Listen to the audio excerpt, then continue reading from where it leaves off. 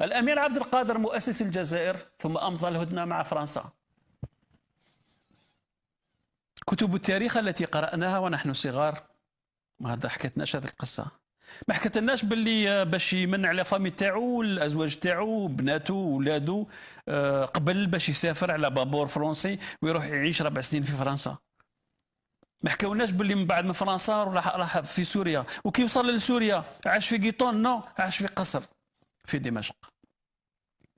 ما يصلنا هو انه اخى بين المسيحيين والمسلمين. ميرسي بوكو مسيو الامير. هذه الصورة تاع السيد الذي أسس للدولة الجزائرية. ما عندكم معلومات أخرى؟ ما عندناش. أفضل 1000 مرة لالا نسومر التي ماتت حاملة للسلاح في وجه هذا المستعمر.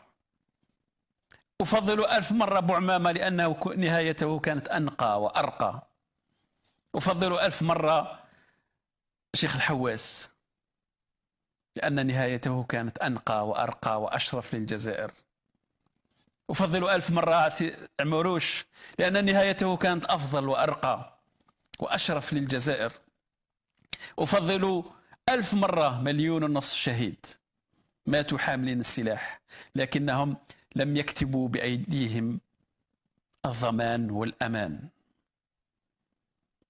En Oranie, un mausolée érigé à la mémoire de l'émir Abdelkader est inauguré par M. Nejlen, gouverneur général de l'Algérie.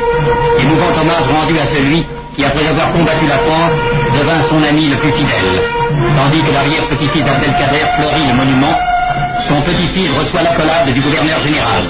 الديبورمون ولد دولة بيجو في هذه الفترة التي تميزت باضطراب كبير جدا في الجانبين بالمناسبة.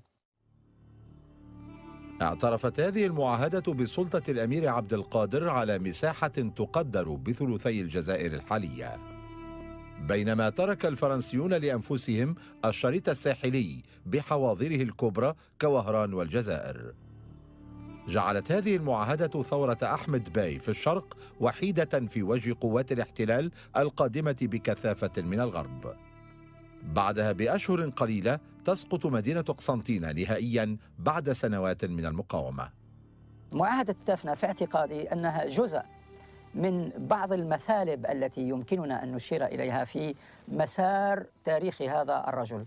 الواقع يتجلى في أنه بمجرد أن وقع معاهدة التافنة تمكنت القوات الفرنسية من نقل كل قواتها تقريبا باتجاه الشرق والتخلص من الأمير عبد القادر أو التخلص عفوا من أحمد باي، وهذا ما يفسر في هزيمة أحمد باي في 1837 في أواخر 37 ولم يهزم في المعركة الأولى في عام 36. أحمد باي نفسه يصرح في مذكراته أن الأمير عبد القادر قد أقام معاهدة التافنة في 30 ماي من أجل أن تقوم فرنسا بالقضاء عليه، لأن الأمير عبد القادر كان لا يعترف بأحمد باي لأنه يعتبره امتداد طبيعي جدا لهذه الدولة الردية التي تسببت في احتلال الفرنسيين لهذا الوطن.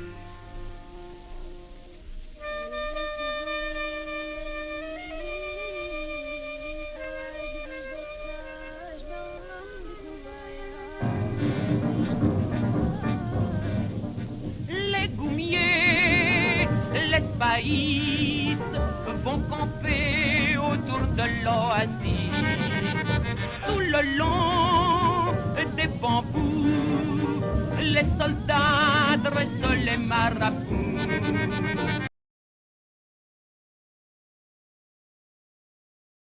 ولكن في الواقع لم يكن ثمة ما يجمع بين الطرفين ولا يمكن أن يكون، وإلا لأمكن توجيه تهمة التورط في مؤامرة يهودية ماسونية عالمية إلى أي ماسوني في العالم، وضمن مؤسس حركة التحرر الوطني في الجزائر الأمير عبد القادر، فقد كان ماسونيا نشيطا، الأمر الذي كان معروفا عنه طيلة حياته.